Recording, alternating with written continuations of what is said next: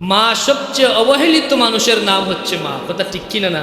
কিছুদিন আগে আমরা দেখেছি মা মরে পচে পুকায় ধরতেছেন, সন্তান আছে, এই সন্তান পাগল নয়, সন্তান আছে, সে অভাবগ্রস্ত নয়, মূর্খ নয়, জাহেল নয়। দুনিয়াবি যাকে আমরা শিক্ষা মনে করি বর্তমান বাস্তবতায়, সেই বাস্তবতার আলোকে সে উচ্চশিক্ষিত মানুষ, উচ্চপদস্থ মানুষ, কিন্তু আসলেই কি সে মানুষ হতে পেরেছে? এজন্য এখান থেকে আমাদেরকে শিক্ষা নিতে হবে। কোন শিক্ষাকে শিক্ষা বলবেন? আমরা শুধু বলি শিক্ষাই জাতির মেরুদণ্ড, আর আমি সবসময় বলে থাকি না, আমরা যেটাকে বর্তমান সমাজ যেটাকে শিক্ষা বলে, সেই শিক্ষা জাতির মেরুদণ্ড হতে পারে না। সুশিক্ষা অর্থাৎ আল্লাহর দ্বীনের শিক্ষাই হচ্ছে জাতির মেরুদণ্ড। আমার দেশে আইনও আছে, মা বাবার ভরণ পোষণের আইন করা হয়েছে। তাতে কি মা বাবার হক এবং মা বাবার অধিকার কি প্রতিষ্ঠা হয়ে গেছে? কখনো না। যতক্ষণ না মানুষের মধ্যে আল্লাহর ভয় আসবে যে আমার আল্লাহ পাক, আল্লাহর পরেই যাদেরকে তিনি অগ্রাধিকার দিয়েছেন, যাদের হকের ব্যাপারে তিনি উল্লেখ করেছেন, তারা হচ্ছে আমার মা। রসুল পাক সাল্লাল্লাহু আলাইহি ওয়াসাল্লামের অনুগত্য, আল্লাহর হাবিব সাল্লাল্লাহু আলাইহি ওয়াসাল্লামের তাআত ইত্তেবাকে আল্লাহ পাক আমাদের জন্য ফরজ করেছেন। আর আল্লাহর হাবিব আমাদেরকে নির্দেশ দিয়েছেন যে তোমাদের মা এবং বাবা, তোমাদের মা বাবা যদি সন্তুষ্ট থাকে, আল্লাহ পাক সন্তুষ্ট হবেন। নতুবা তুমি নামাজ পড়ো, তোমার কখনো তাহাজ্জুদ মিস হয় না, অনেকবার হজ করেছো, উমরা করেছো, অনেক লম্বা দাঁড়িয়ে আছে, মাথায় নামাজের দাগও বসে গেছে কপালে, কিন্তু কোনো কাজ হবে না। আল্লাহর হাবিব পরিষ্কার ঘোষণা দিয়েছেন, রিদার রব্বি ফি রিদাল ওয়ালিদ আও ওয়ালিদাইন, মা বাবার সন্তুষ্টি যদি হয় তবেই মামার রব সন্তুষ্ট হবেন। আর সাখাতুর রব্বি ফি সাখাতিল ওয়ালিদাইন আও ওয়ালিদ, দুই বর্ণনা আছে, যদি মা বাবা সন্তুষ্ট থাকেন তবেই আপনার রব আপনার উপর সন্তুষ্ট থাকবেন। মা বাবা যদি অসন্তুষ্ট হয়ে যান, আপনার রব কখনোই আপনার উপর সন্তুষ্ট হবেন না। যাদেরকে আল্লাহর হাবিব বলেছেন হুমা জান্নাতুকা ওয়া নারুকা, এই মা বাবাই তোমার জান্নাত, মা বাবাই তোমার জাহান্নাম। কোরআনে হাকিমের সবচেয়ে বড় যে সূরার নাম হচ্ছে সূরাতুল বাকারা। বাকারা শব্দের অর্থ কি? গাভী। ওই গাভীর তাফসীর করতে গিয়ে গাভী সম্পর্কে যদি আপনারা জানেন, সেখানে মায়ের যে ব্যাপারটা চলে এসেছে, ওই গাভীর বর্ণনায় মুফাসসিরিনে কেরাম বলেন, বনি ইসরাইলের এক যুবক ছিল, সে খুব মা ভক্ত ছেলে ছিল, তার খুব শখের একটা বাছুর ছিল, গায়ের বাছুর, যেটাকে গাভী বলি, যেটা গরুর বাছুর ছিল। সেই বাছুরকে সে খুব আদরে সযত্নে লালন পালন করতো, কিন্তু সে খুব মায়ের ভাগ্য ছেলে। একদিন আল্লাহ পাক তাকে পরীক্ষার জন্য ফেরেশতা পাঠালেন তার কাছে। মানব সিরতে ফেরেশতা আসলেন, এসে তাকে বললেন যে আপনি এক কাজ করেন, আপনার গাভীটা বিক্রি করে দেন, আমি আপনাকে এত টাকা দিব। একদম ন্যূনতম একটা অ্যামাউন্ট বললো যে এই টাকা দিয়ে দিব আমি আপনাকে। তিনি বললেন, করে গেলেন, বললেন আমাকে সময় দেন। গিয়ে মাকে জিজ্ঞাসা করলেন, মা একজন খরিদ্দার আসছে আমাদের গাভীটা কিনে নেওয়ার জন্য, তিনি এই পর্যন্ত দাম চাইছে। মা বললেন না, দরকার নাই। আবার যখন আসলেন, ফেরেশতা তো গেছেন পরীক্ষার জন্য, তিনি ডাবল দাম বলে দিলেন। যখন ডাবল দাম বললেন, তিনি আবার গেলেন মায়ের কাছে, গিয়ে বললেন, মা তিনি এখন দাম দ্বিগুণ বলতেছে। মা বললেন না, প্রয়োজন নাই, বিক্রি করার কোনো প্রয়োজন নাই। আবার আসলেন ফেরেশতা, আরও দ্বিগুণ দাম বলে দিলেন। আসলে যে দাম এই গাভীতে নাই, এর 10 গুণ দাম বলে দিয়েছেন। তাইলে এখানে একটা লোভও কাজ করবে, কি করবেন? আমাদের এই যুগের লোক হলে বললেন, মা মনে হয় পাগল হয়ে গেছে, কারণ 10 গুণ দাম পাচ্ছি গাভী, মা বিক্রি করতে রাজি হচ্ছে না কেন? তিনি কয়েকবার যখন মায়ের কাছে গেলেন, তারপরে এসে বললেন ওই লোকটাকে, যিনি ফেরেশতা মানব রূপে গেছেন ওই ছেলের কাছে, বললেন তুমি যদি দুনিয়ার সবচাইতে বড় মূল্য দিয়ে দাও, আমার মা বলছে আমি বিক্রি করব না, আমি আর গাভী বিক্রি করবই না। সুবহানাল্লাহ বলবেন। তখন ওই ফেরেশতা বললেন, হে বান্দা, হে যুবক, তুমি বড় সৌভাগ্যবান, তুমি মায়ের অনুগত ছেলে, অচিরেই তোমাকে আল্লাহ পুরস্কৃত করবেন। ওইদিকে বনি ইসরাইলের এক ধনাঢ্য ব্যক্তিকে হত্যা করা হয়েছে। তারা গেছে মুসা কালিমুল্লাহর কাছে, যে আপনি বলেন তো এটার ফয়সালা কি হবে, এই হত্যা মামলার ফয়সালা কি হবে, সাক্ষী কোথা থেকে আসবে? আল্লাহ ওহী নাজিল করলেন যে মুসা তাদেরকে বলো একটা গরু কুরবানি দিয়ে দিতে। বনি ইসরাইল তো বেজাইল্লা দল ছিল, আল্লাহ বলছেন গরু, যে কোনো একটা গরু দিয়ে দিলেই হয়। তারা আবার যারা করতেছে, গরুর রং কি হবে, কালার কি হবে, বয়স কত হবে, যত বলছে তত শর্ত বাড়ছে। এমন শর্ত হয়েছে এখন আর পৃথিবীতে কোথাও গরু মিলতেছে না। যাইতে যাইতে ওই যুবকের ঘরে গিয়ে দেখা যায়, ওই আল্লাহ পাক যে গরুর বর্ণনা দিয়েছেন, হুবহু ওই গরুটাই ওই যুবকের ঘরে।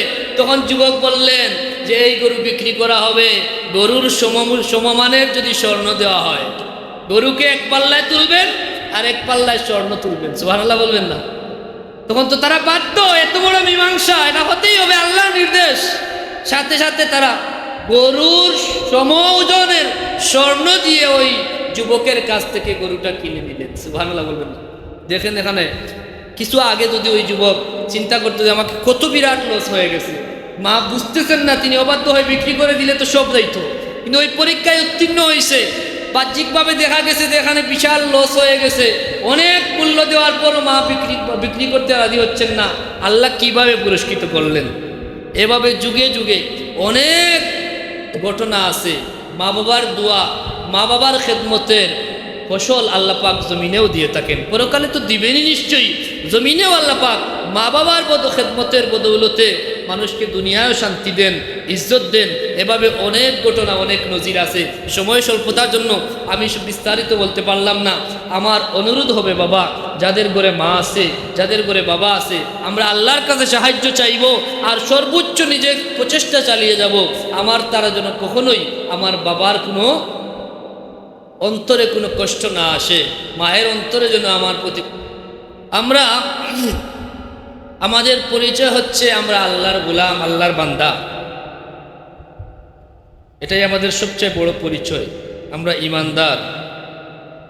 আমাদের প্রতি আমাদের মালিক ও খালিকের সবচেয়ে বড় হক হচ্ছে তার ইবাদত বন্দেগী করা। এজন্য আল্লাহ পাক রব্বুল আলামিন পরিষ্কার আমাদেরকে নির্দেশনা দিয়েছেন যে মালিক ও খালিকের ইবাদতে কাউকে অংশীদার করা যাবে না, কোনো শরীক গ্রহণযোগ্য হবে না। আল্লাহ পাক পরিষ্কার ঘোষণা দিয়েছেন, ওয়া কাদা রাব্বুকা আল্লা তা'বুদু ইল্লা ইয়াহু, তোমার রব নির্দেশ করেছেন আল্লাহ তা'বুদু ইল্লা ইয়াহু, তিনি ছাড়া কারো ইবাদত করা যাবে না, তার ইবাদতে কাউকে শরীক করা যাবে না। অর্থাৎ ইবাদতের মালিক হচ্ছেন আমার একমাত্র আল্লাহ, তিনি হচ্ছেন আমাদের মাবুদ, আর আমরা হচ্ছি তার বান্দা, আমি হচ্ছি তার আবিদ। কথা বোঝা গেছে? ইবাদতের ব্যাপারে কোনো অংশীদারিত্বের কোনো সুযোগ নেই, কোনো শরীক নেই, এটা আল্লাহর পরিষ্কার নির্দেশ, আল্লাহর আদেশ। এখানে অনেক কথা বলার ছিল, সংক্ষিপ্ত কথা, এমনকি আপনার অন্তরকেও একমাত্র তার জন্য খালিস করতে হবে, মুখলিস নিওয়াজিল্লা তার ইবাদত করতে হবে। যদি অন্তরের মধ্যে এমন কোনো ধারণা চলে আসে যে আমি ইবাদত করছি, মানুষ আমাকে ভালো বলবে, কিংবা আমি নামাজ পড়ছি, মানুষ আমাকে নামাজই বলবে, এখানেও যদি একটা অংশীদার কোনো মানুষকে করে ফেলেন, আল্লাহর কুরআন দ্বারা প্রমাণ হচ্ছে এটাও হচ্ছে আপনার শিরকে আসগর, ছোট শিরকের গুনাহ। বলেন নাউজুবিল্লাহ। এজন্য রিয়াহীন ইবাদতের জন্য আমরা আল্লাহর কাছে পানা চাইব, আল্লাহর কাছে দোয়া করব, আল্লাহুম্মা ইন্না নাউযু বিকা মিনান নিফাক ওয়া আমালির রিয়া। আল্লাহ আমাদেরকে নেফাক থেকে আপনি আশ্রয় প্রদান করুন, মুক্ত রাখুন, এবং রিয়াযুক্ত ইবাদত থেকে আপনার কাছে আমরা পানা চাই। কারণ ইবাদতে রিয়া সব কিছুকে ধ্বংস করে দেয়। এজন্য কিছুদিন আগে আপনি কোরবানি করেছেন, যত আলেম উলামা, যত আল্লাহওয়ালা, প্রত্যেকের সবচেয়ে বড় নসিহা ছিল আমাদের প্রতি যে আমাদের নিয়ত যেন বিশুদ্ধ হয়, আমাদের কুরবানি যেন একমাত্র কেবলমাত্র রব্বে যুল জালাল ওয়াল ইকরামের সন্তুষ্টির উদ্দেশ্যেই হয়। এটাই হলো আমাদের ছিল সবচাইতে বড় চাওয়া। আর আল্লাহ পাক পরিষ্কার আমাদেরকে নির্দেশনাও দিয়েছেন, কুল ইন্না সলাতি ওয়া নুসুকি ওয়া মাহইয়ায়া ওয়া মামাতি লিল্লাহি রাব্বিল আলামিন, বলো নিশ্চয় আমার নামাজ, আমার কুরবানি, আমার জীবন, আমার মরণ সবই একমাত্র আল্লাহর জন্য। কার জন্য? এজন্য ইবাদত বন্দেগীর ব্যাপারে আমরা সবসময় এই বিষয়টা আমাদের লক্ষ্য রাখা জরুরি যে আমাদের ইবাদতের জন্য রিয়া চলে না আসে। কথা বোঝা গেছে? আল্লাহর কাছে সাহায্য চাইতে হইবে, চাইলেই এটা আপনার রিয়ামুক্ত ইবাদত করা সম্ভব নয়। আপনার দিলের নিয়ন্ত্রণ শতভাগ আপনি করতে পারবেন না, এটা অনেক কঠিন বিষয়। এজন্য আল্লাহ পাক কুরআনে হাকিমে একবার নয়, দুইবার নয়, 8 বার কসম করার পরে কোন জায়গায় 11 বার কসম করেছেন। কতবার? এরপরে বলেছেন কাদ আফলাহা মান যাক্কাহা, কামিয়াব হয়েছে সে যে তাজকিয়া হাসিল করেছে। কাদ আফলাহা মান যাক্কাহা, এই তাজকিয়া বোর্ডের বিষয়টা অনেক কঠিন। দিলের বেমার দূর করা অনেক কঠিন। দেহের বেমার যখন আসে আমরা হসপিটালে যাই, ডাক্তারের কাছে যাই, উন্নত পরীক্ষা নিরীক্ষা করি, তার মাধ্যমে একটা ফয়সালা চলে আসে, বলবে হয়তো আপনার ব্লাডে ইনফেকশন চলে এসেছে, নতুবা আপনার কিডনিতে সমস্যা, লিভারের সমস্যা, হার্টের সমস্যা, ঔষধ দিয়ে দিলে মোটামুটি একটা সমাধানের পথ বের হয়। কিন্তু দিলের বেমার কোনো মেশিন ধরতে পারে না। দিলের বেমার দূর করার মালিক হচ্ছেন একমাত্র আল্লাহ, এবং তিনি যাদেরকে দয়া করেছেন, মেহেরবানি করেছেন, তার খালেস মুখলেস বান্দা হিসেবে কবুল করেছেন, তাদের কাছে গেলেও একটা পথ বের হয়। কথা ঠিক কিনা না? এজন্য আমরা আল্লাহওয়ালাদের কাছে যাই, তাদের সোহবতে যাই, তাদের কিনারে যাই। কেন? যে এমন বেমার যদি আমার দিলের মধ্যে চলে আসে যা আমাকে সমূলে ধ্বংস করে দিবে, সেই বেমার থেকে যেন আমি মুক্তি পাই, মুক্তির রাস্তা যেন তিনি আমাকে দেখিয়ে দেন। এজন্য আল্লাহওয়ালাদের কাছে যখনই আমরা যাই, তারা আমাদেরকে সেই রাস্তাই দেখিয়ে দেন যে আপনাকে 5 ওয়াক্ত নামাজ পড়তে হবে, শান্তি মনে পড়তে হবে, নামাজে তাড়াহুড়া করা চলবে না, নামাজ খুশুর সাথে করতে হবে, এবং শিক্ষা দেন কি দেন না? আল্লাহর ওলিরা তো আমাদেরকে এই শিক্ষাটুকুই দিয়ে থাকেন।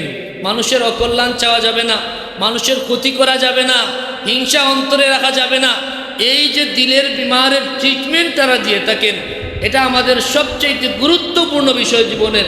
নতুবা আপনার নামাজ, আপনার রোজা, আপনার সমস্ত ইবাদত যদি আপনার দিল ভালো না থাকে, তাইলে এগুলো সব বরবাদ হয়ে। দ্বিতীয় কথা, আল্লাহর ইবাদতের পরেই আল্লাহ পাক যাদের কথা বলেছেন, ওয়াকাদা রব্বুকা আল্লা তা'বুদু ইল্লা ইয়াহু ওয়া বিল ওয়ালিদাইনি ইহসানা। আল্লাহর হকের পরেই আল্লাহ পাক যাদের হকের কথা আলোচনা করেছেন, যাদের হকের ব্যাপারটা নিয়ে এসেছেন, তারা হচ্ছেন আমাদের মা এবং বাবা। আল্লাহ পাকের সাথে যেভাবে ইবাদতের ব্যাপারে আল্লাহ পাকের সাথে কাউকে শরীক করা যাবে না, হকের ব্যাপারে সবচেয়ে বেশি হকদার আপনার উপর, সন্তানের উপর হচ্ছেন মা এবং বাবা। এই মা বাবার হকের সাথে কাউকে অংশীদার করা যাবে না, তাদের হক আমাদের উপর সবচেয়ে বেশি। আল্লাহর পরেই বান্দার উপর যাদের হক সবচেয়ে বেশি, তারা হচ্ছেন আমার মা এবং বাবা। কথা বুঝা গেছে? তাদের প্রতি আল্লাহ পাক নির্দেশ দিয়েছেন, ইহসানা, তোমরা ইহসান করো, উত্তম ব্যবহার করো। এই ইহসানের ব্যাখ্যা দিতে গেলে আমাদের যে সামান্য সময় আছে সেটা চলে যাবে। সোজা কথা হচ্ছে ইহসান, মা বাবার প্রতি উত্তম আচরণ করা, আচরণে সন্তুষ্ট রাখা, তাদেরকে ভরণ পোষণে সন্তুষ্ট রাখা, তাদেরকে সব দিক থেকেই সন্তুষ্ট রাখার চেষ্টা করা, তাদের অনুগত হওয়া, সেটাও ইহসানের পর্যায়ে। কথা ঠিক কিনা না? ওয়াবিল ওয়ালিদাইনি ইহসানা, তোমরা মা বাবার প্রতি ইহসান করো। এই বিষয়টা এত গুরুত্বপূর্ণ।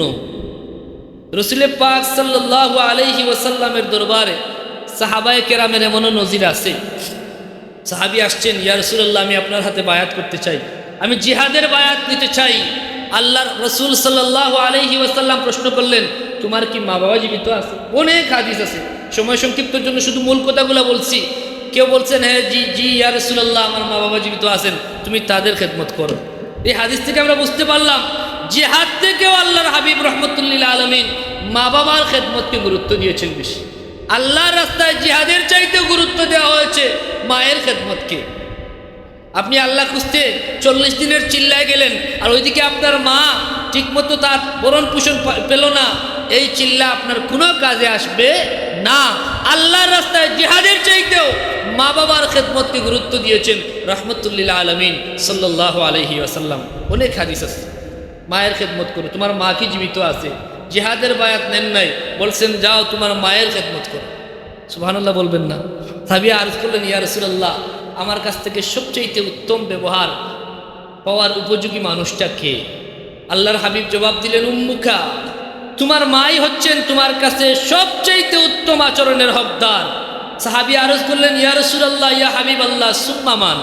ঠিক আছে, বুঝলাম, আমার মার সাথে সবচেয়ে উত্তম আচরণ করব, তারপরে কোন ব্যক্তিটাকে আমি প্রায়োরিটি দিব? আল্লাহর হাবিব বললেন, সুম্মা উম্মুকা। অতঃপর আবার বললেন, তোমার মা। সাহাবী আরজ করলেন, ইয়া রাসূলুল্লাহ সাল্লাল্লাহু আলাইহি ওয়াসাল্লাম, বুঝলাম। আবার প্রশ্ন করলেন, সুম্মা মান? ঠিক আছে, এরপরে কে? আল্লাহর হাবিব সাল্লাল্লাহু আলাইহি ওয়াসাল্লাম জবাব দিলেন, সুম্মা উম্মুকা। সুবহানাল্লাহ বলবেন না? কয়বার বলছেন? 3 বার বলছেন মায়ের কথা। সুম্মা মান সুম্মা উম্মুকা, সুম্মা মান সুম্মা উম্মুকা, সুম্মা মান। 3 বার বলার পরে চতুর্থবারে বললেন অতঃপর তোমার বাবা, সুম্মা আবিকা। সুবহানাল্লাহ বলবেন না? এখানেই বোঝা গেছে যে মায়ের হক 3 গুণ বেশি। কেন? আপনি একটু ফিকির করেন, দেখবেন মায়ের 3টি কষ্ট যেটা কোনো বাবা টেরও পায় না, কখনো অনুধাবন করতে পারবে না। মা আপনাকে গর্ভে ধারণ করেন, সেই কষ্ট, সেই অনুভূতি কি পৃথিবীর কোনো বাবা বলতে পারবে? আপনার প্রসব, মায়ের প্রসবের যে কষ্ট, আপনি জমিনে আসছেন, এই যে মুমেন্ট, এই মুহূর্ত, পৃথিবীর কোনো বাবা এই ফিলটা করতে পারবে না। এই কষ্টটা মায়ের জন্য অতিরিক্ত। আপনাকে মা বরণ পোষণ লালন পালন করেছেন, 2টি বছর তিনি আপনাকে দুধ পান করিয়েছেন। এই 3টি বিষয়ে মা যেভাবে কষ্ট স্বীকার করে থাকেন, এটার কোনো তুলনা চলে না। হযরত আব্দুল্লাহ ইবনে উমর রাদিয়াল্লাহু তাআলা আনহুর জামানায় এক ব্যক্তি আল্লাহর ঘর তাওয়াফ করতেছে, মাকে কাঁধে নিয়ে মনে মনে অনেক আত্মতৃপ্তি লাভ করতেছে যে আমার মতো সন্তান, আমার মাকে আমি কাঁধে নিয়ে আল্লাহর ঘরকে তাওয়াফ করতেছি। ইবনে উমর রাদিয়াল্লাহু তাআলা আনহুকে আরজ করলেন যে আমি কি আমার মায়ের হক আদায় করতে পেরেছি?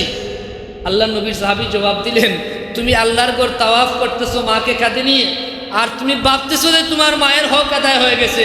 কখনো না, তোমার মায়ের একটা দীর্ঘশ্বাসের সমানও তুমি করতে পারো নাই। সুবহানাল্লাহ।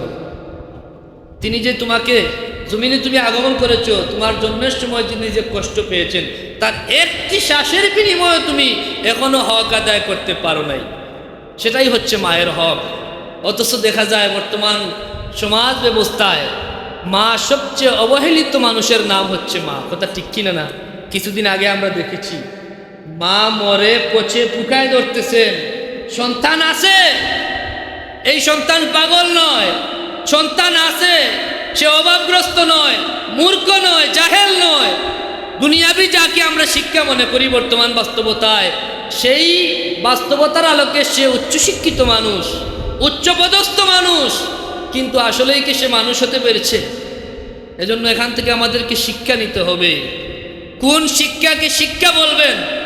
আমরা শুধু বলি শিক্ষাই জাতির মেরুদণ্ড, আর আমি সবসময় বলে থাকি না, আমরা যেটাকে বর্তমান সমাজ যেটাকে শিক্ষা বলে, সেই শিক্ষা জাতির মেরুদণ্ড হতে পারে না। সুশিক্ষা অর্থাৎ আল্লাহর দ্বীনের শিক্ষাই হচ্ছে জাতির মেরুদণ্ড। আমার দেশে আইনও আছে, মা বাবার ভরণ পোষণের আইন করা হয়েছে। তাতে কি মা বাবার হক এবং মা বাবার অধিকার কি প্রতিষ্ঠা হয়ে গেছে?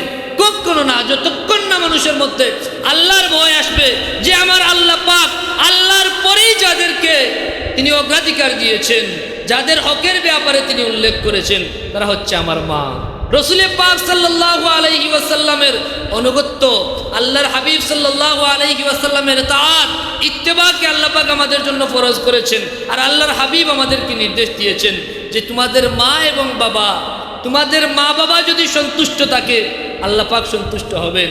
নতুবা তুমি নামাজ পড়ো, তোমার কখনো তাহাজ্জুদ মিস হয় না, অনেকবার হজ করেছো, উমরা করেছো, অনেক লম্বা দাঁড়িয়ে আছে, মাথায় নামাজের দাগও বসে গেছে কপালে, কিন্তু কোনো কাজ হবে না। আল্লাহর হাবিব পরিষ্কার ঘোষণা দিয়েছেন, রিদার রব্বি ফি রিদাল ওয়ালিদ আও ওয়ালিদাইন, মা বাবার সন্তুষ্টি যদি হয় তবেই মামার রব সন্তুষ্ট হবেন। আর সাখাতুর রব্বি ফি সাখাতিল ওয়ালিদাইন আও ওয়ালিদ, 2 বর্ণনা আছে, যদি মা বাবা সন্তুষ্ট থাকেন তবেই আপনার রব আপনার উপর সন্তুষ্ট থাকবেন। মা বাবা যদি অসন্তুষ্ট হয়ে যান, আপনার রব কখনোই আপনার উপর সন্তুষ্ট হবেন না। যাদেরকে আল্লাহর হাবিব বলেছেন হুমা জান্নাতুকা ওয়া নারুকা, এই মা বাবাই তোমার জান্নাত, মা বাবাই তোমার জাহান্নাম। হযরত আব্দুল্লাহ ইবনে উমর রাদিয়াল্লাহু তাআলা আনহু এক ব্যক্তিকে বললেন, তুমি কি জান্নাতে যেতে চাও? তো কেউ কি এমন প্রশ্নের উত্তর না বলবে? সবাই তো বলবে অবশ্যই আমি জান্নাতে যেতে চাই। তিনি বললেন, তুমি এক কাজ করো, তোমার মা বাবার খেদমত করো, মা বাবাকে সন্তুষ্ট করো, আর যদি তুমি ধ্বংসাত্মক গুনাহ থেকে বেঁচে থাকতে পারো, তাইলে অবশ্যই আল্লাহ পাক তোমাকে জান্নাতে দিবেন। সুবহানাল্লাহ বলেন। হযরত ওয়াইসাল কারনির ঘটনা দেখেন, তিনি আল্লাহর হাবিবের খেদমতে সশরীরে হাজির হতে পারেন নাই। কেন? মায়ের খেদমতের জন্য। তার মর্যাদা কি বাড়ছে না কমছে? কি পর্যন্ত মর্যাদা আল্লাহ পাক তাকে দান করেছেন। ওয়াইসাল কারনি তাবেঈ ছিলেন, অথচ আল্লাহর হাবিব সাল্লাল্লাহু আলাইহি ওয়াসাল্লাম সাহাবায়ে কেরামকে নির্দেশ করলেন, ওয়াইসাল কারনির কাছে গিয়ে আমার উম্মতের জন্য দোয়া চাইবে। মায়ের দোয়ায় ওনার মর্যাদা কত উপরে চলে গেছে। শুধুমাত্র মায়ের খেদমত আর রসুলের মহব্বত। আর রসুলের মহব্বতের কথা তো আমার কথার মধ্যে আপনারা যারা নিয়মিত এখানে আসেন সবচেয়ে বেশি আমরা যে বিষয়টাকে গুরুত্ব দিয়ে থাকি সেটা হচ্ছে হাবিবুল্লাহর মহব্বত। সেটাই হচ্ছে ঈমান। ঈমান ছাড়া কোনো আমল গ্রহণযোগ্য হবে না। আর রসুলের পাক সাল্লাল্লাহু আলাইহি ওয়াসাল্লামের মহব্বতের পরেই আপনি বুঝতে পারবেন, আপনি অনুধাবন করতে পারবেন রবের হক কতটুকু, রবের পরে আপনার মা বাবার হক কতটুকু, এরপরে কার হক কতটুকু। একজন মানুষ প্রকৃত মানবতা যদি শিখতে চায়, মানবতার শ্রেষ্ঠ শিক্ষক যিনি ছিলেন, যাকে বুইস্তু মুআল্লিমান, যাকে আল্লাহ পাক শ্রেষ্ঠ শিক্ষক রূপে পাঠিয়েছেন, আল্লাহর হাবিব মুহাম্মদুর রাসূলুল্লাহ সাল্লাল্লাহু তাআলা আলাইহি ওয়াসাল্লামের কাছ থেকেই শিখতে হবে। আর তার অনুসরণ অনুকরণ ছাড়া কোনো মানবতার দোহাই, এটা শুধুমাত্র মানুষকে ধোঁকা দেওয়া ছাড়া আর কিছুই না। কথা বুঝতে পারতেছেন মনে হয়? দুরূদ শরীফ পড়েন, সাল্লাল্লাহু আলা মুহাম্মাদ সাল্লাল্লাহু আলাইহি সাল্লাল্লাহু আলা মুহাম্মাদ সাল্লাল্লাহু আলাইহি। মা বাবার ব্যাপারে আলোচনা এত সংক্ষিপ্ত সময়ে একটা কথাও তো সঠিকভাবে আপনাদেরকে বুঝিয়ে বলা আমার পক্ষে সম্ভব না। রাসূল পাক সাল্লাল্লাহু আলাইহি ওয়াসাল্লাম শ্রেষ্ঠ কবিরা গুনার কথা বলেছেন যে আমি কি তোমাদেরকে শ্রেষ্ঠ কবিরা গুনার কথা বলবো? সাহাবায়ে কেরাম আরজ করলেন, ইয়া রাসূলুল্লাহ আপনি বলেন। আল্লাহর হাবিব বললেন, প্রথম সবচেয়ে বড় কবিরা গুনাহ হচ্ছে আল্লাহর সাথে শিরিক করা, আর তারপরেরই কবিরা গুনাহ হচ্ছে মা বাবার অবাধ্যতা হওয়া। নাউযুবিল্লাহ বলেন, জুড়ে বলেন নাউযুবিল্লাহ। সবচেয়ে বড় কবিরা গুনাহ হচ্ছে আল্লাহর সাথে শিরিক করা, আর এরপরেই আল্লাহর হাবিব যে কবিরা গুনাহকে সবচেয়ে বড় কবিরা গুনাহ বলেছেন সেটা হচ্ছে মা বাবার সাথে অসৎ আচরণ করা, মা বাবার অবাধ্য হওয়া, মা বাবাকে কষ্ট দেওয়া। কথা বলা গেছে রাসূল পাক সাল্লামের হাদিস মুবারক, লা ইয়াদখুলুল জান্নাতা আকুন, সেই ব্যক্তি জান্নাতে প্রবেশ করতে পারবে না যে মা বাবার অবাধ্য হয়ে গেছে। মা বাবার অবাধ্য সন্তান জান্নাতি হতে পারবে না, মা বাবার অবাধ্য সন্তান জান্নাতি হতে পারবে না। শুধু এখানেই শেষ নয়, মা বাবা এমন এক জায়গা, এই মা বাবার অসন্তুষ্টির গুনাহটাকে এত বড় গুনাহ, আল্লাহ পাক চাইলে সমস্ত গুনার শাস্তি আমাদের জন্য কিয়ামত পর্যন্ত বিলম্বিত করতে পারেন। এটা আমার কথা নয়, রাসূল পাক সাল্লাল্লাহু আলাইহি ওয়াসাল্লামের হাদিস মুবারক। চাইলে তিনি আপনাকে দুনিয়া শাস্তি না দিয়ে কিয়ামতের জন্য বিলম্বিত করতে পারেন, সুযোগ দিতে পারেন, একমাত্র মা বাবার অবাধ্যতা ছাড়া। মা বাবার অবাধ্যতার শাস্তি আল্লাহ বিলম্ব করেন না, দুনিয়া থেকেই তার শাস্তি শুরু হয়ে যায়। বলেন নাউযুবিল্লাহি মিন যালিক। আর মা বাবার বাধ্যও যারা হয়, যুগ শ্রেষ্ঠই তারা হয়, ঠিক কিনা না? হযরত বাইজিদ বুস্তামি রাহিমাহুল্লাহর ঘটনা আপনারা অনেকেই জানেন। ওয়াইস আল কারনির ঘটনা বললাম। ইমাম বুখারী রাহিমাহুল্লাহ, আমরা যাকে শ্রেষ্ঠ, সবচেয়ে শ্রেষ্ঠ হাদিস গ্রন্থ আল্লাহর কুরআনের পরে সবচেয়ে সহিহ যে কিতাব সেটা হচ্ছে সহিহ আল বুখারী। আল্লাহর হাবিবের সেই হাদিস গ্রন্থের মুসান্নিফ যিনি ছিলেন ইমাম বুখারী রাহিমাহুল্লাহ, উনার জীবন দেখেন তিনি কি পর্যন্ত মা ভক্ত ছেলে ছিলেন, এবং তার এই ইমাম বুখারী হওয়ার পিছনে সবচেয়ে বড় অবদান যার, তিনি হচ্ছেন তার মা। তিনি শৈশবে তার চোখ হারিয়ে ফেলেছেন, অন্ধ হয়ে গেছিলেন। তার মা কাঁদতে শুরু করলেন আল্লাহর দরবারে, 3 রাত কাঁদতে শুরু করলেন। 3 দিন 3 রাত কান্না করার পরে তিনি স্বপ্নে দেখলেন হযরত ইব্রাহিম আলাইহিস সালাম আগমন করেছেন। তিনি এসে বলতেছেন ইমাম বুখারী রাহিমাহুল্লাহর মাকে যে তুমি কান্না করতেছো, আল্লাহ পাক তোমার কান্নাকে কবুল করেছেন, তোমার দোয়া কবুল করে তোমার সন্তানের চোখকে তিনি ফিরিয়ে দিয়েছেন। সকালে ঘুম থেকে উঠার পর দেখেন ঠিকই ইমাম বুখারী রাহিমাহুল্লাহর চোখ, হারানো চোখ আল্লাহ পাক ফিরিয়ে দিয়েছেন। যে মায়ের দোয়ায় অন্ধ চোখকে আল্লাহ পাক ফিরিয়ে দিতে পারেন, সেই মার ব্যাপারে আমাদের চিন্তা করা উচিত। সেই মা কত বড় ধন, এবং যুগে যুগে এমন প্রমাণ আছে। কতটা ঘটনা আপনাদেরকে বলবো। কুরআনে হাকিমের সবচেয়ে বড় যে সূরার নাম হচ্ছে সূরাতুল বাকারা। বাকারা শব্দের অর্থ কি? গাভী। ওই গাভীর তাফসীর করতে গিয়ে গাভী সম্পর্কে যদি আপনারা জানেন, সেখানে মায়ের যে ব্যাপারটা চলে এসেছে। ওই গাভীর বর্ণনায় মুফাসসিরিনে কেরাম বলেন, বনি ইসরাইলের এক যুবক ছিল, সে খুব মা ভক্ত ছেলে ছিল। তার খুব শখের একটা বাছুর ছিল, গায়ের বাছুর, যেটাকে গাভী বলি, যেটা গরুর বাছুর ছিল। সেই বাছুরকে সে খুব আদরে সযত্নে লালন পালন করতো, কিন্তু সে খুব মায়ের ভাগ্য ছেলে। একদিন আল্লাহ পাক তাকে পরীক্ষার জন্য ফেরেশতা পাঠালেন তার কাছে। মানব সিরতে ফেরেশতা আসলেন, এসে তাকে বললেন যে আপনি এক কাজ করেন, আপনার গাভীটা বিক্রি করে দেন, আমি আপনাকে এত টাকা দেব। একদম ন্যূনতম একটা অ্যামাউন্ট বললো যে এই টাকা দিয়ে দিব আমি আপনাকে। তিনি বললেন, ঘরে গেলেন, বললেন আমাকে সময় দেন। গিয়ে মাকে জিজ্ঞাসা করলেন, মা একজন খরিদ্দার আসছে আমাদের গাভীটা কিনে নেওয়ার জন্য, তিনি এই পর্যন্ত দাম চাইছে। মা বললেন, না দরকার নাই। আবার যখন আসলেন, ফেরেশতা তো গেছেন পরীক্ষার জন্য, তিনি ডাবল দাম বলে দিলেন। যখন ডাবল দাম বললেন, তিনি আবার গেলেন মায়ের কাছে, গিয়ে বললেন, মা তিনি এখন দাম দ্বিগুণ বলতেছে। মা বললেন, না প্রয়োজন নাই, বিক্রি করার কোনো প্রয়োজন নাই। আবার আসলেন ফেরেশতা, আরও দ্বিগুণ দাম বলে দিলেন। আসলে যে দাম এই গাভীতে নাই, এর 10 গুণ দাম বলে দিয়েছেন। তাইলে এখানে একটা লোভও কাজ করবে, কি করবেন? আমাদের এই যুগের লোক হলে বললেন, মা মনে হয় পাগল হয়ে গেছে, কারণ 10 গুণ দাম পাচ্ছি গাভী, মা বিক্রি করতে রাজি হচ্ছে না কেন? তিনি কয়েকবার যখন মায়ের কাছে গেলেন, তারপরে এসে বললেন ওই লোকটাকে, যিনি ফেরেশতা মানব রূপে গেছেন ওই ছেলের কাছে, বললেন তুমি যদি দুনিয়ার সবচাইতে বড় মূল্য দিয়ে দাও, আমার মা বলছে আমি বিক্রি করব না, আমি আর গাভী বিক্রি করবই না। সুবহানাল্লাহ বলবেন। তখন ওই ফেরেশতা বললেন, হে বান্দা, হে যুবক, তুমি বড় সৌভাগ্যবান, তুমি মায়ের অনুগত ছেলে, অচিরেই তোমাকে আল্লাহ পুরস্কৃত করবেন। ওইদিকে বনি ইসরাইলের এক ধনাঢ্য ব্যক্তিকে হত্যা করা হয়েছে। তারা গেছে মুসা কালিমুল্লাহর কাছে, যে আপনি বলেন তো এটার ফয়সালা কি হবে, এই হত্যা মামলার ফয়সালা কি হবে, সাক্ষী কোথা থেকে আসবে? আল্লাহ ওহী নাজিল করলেন যে মুসা তাদেরকে বলো একটা গরু কুরবানি দিয়ে দিতে। বনি ইসরাইল তো বেজাইল্লা দল ছিল। আল্লাহ বলছেন গরু, যে কোনো একটা গরু দিয়ে দিলেই হয়। তারা আবার যারা করতেছে, গরুর রং কি হবে, কালার কি হবে, বয়স কত হবে, যত বলছে তত শর্ত বাড়ছে। এমন শর্ত হয়েছে এখন আর পৃথিবীতে কোথাও গরু মিলতেছে না। যাইতে যাইতে ওই যুবকের ঘরে গিয়ে দেখা যায়, ওই আল্লাহ পাক যে গরুর বর্ণনা দিয়েছেন, হুবু ওই গরুটাই ওই যুবকের ঘরে। তখন যুবক বললেন যে এই গরু বিক্রি করা হবে গরুর সমমানের যদি স্বর্ণ দেওয়া হয়। গরুকে এক পাল্লায় তুলবেন আর এক পাল্লায় স্বর্ণ তুলবেন। সুবহানাল্লাহ বলবেন না? তখন তো তারা বাধ্য, এত বড় মীমাংসা, এটা হতেই হবে, আল্লাহর নির্দেশ। সাথে সাথে তারা গরুর সম ওজনের স্বর্ণ দিয়ে ওই যুবকের কাছ থেকে গরুটা কিনে নিলেন। সুবহানাল্লাহ বলবেন না? দেখেন, এখানে কিছু আগে যদি ওই যুবক চিন্তা করতো যে আমাকে কত বিরাট লস হয়ে গেছে, মা বুঝতেছেন না, তিনি অবাধ্য হয়ে বিক্রি করে দিলে তো সব দায়িত্ব। কিন্তু ওই পরীক্ষায় উত্তীর্ণ হয়েছে, বাহ্যিকভাবে দেখা গেছে যে এখানে বিশাল লস হয়ে গেছে, অনেক মূল্য দেওয়ার পরও মা বিক্রি করতে রাজি হচ্ছেন না। আল্লাহ কিভাবে পুরস্কৃত করলেন? এভাবে যুগে যুগে অনেক ঘটনা আছে। মা বাবার দোয়া, মা বাবার খেদমতের ফসল আল্লাহ পাক জমিনেও দিয়ে থাকেন, পরকালে তো দিবেনই নিশ্চয়ই। জমিনেও আল্লাহ পাক মা বাবার খেদমতের বদৌলতে মানুষকে দুনিয়ায়ও শান্তি দেন, ইজ্জত দেন। এভাবে অনেক ঘটনা, অনেক নজির আছে। সময় স্বল্পতার জন্য আমি বিস্তারিত বলতে পারলাম না।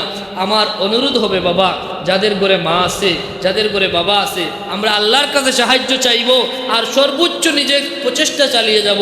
আমার তারা যেন কখনোই আমার বাবার কোনো অন্তরে কোনো কষ্ট না আসে, মায়ের অন্তর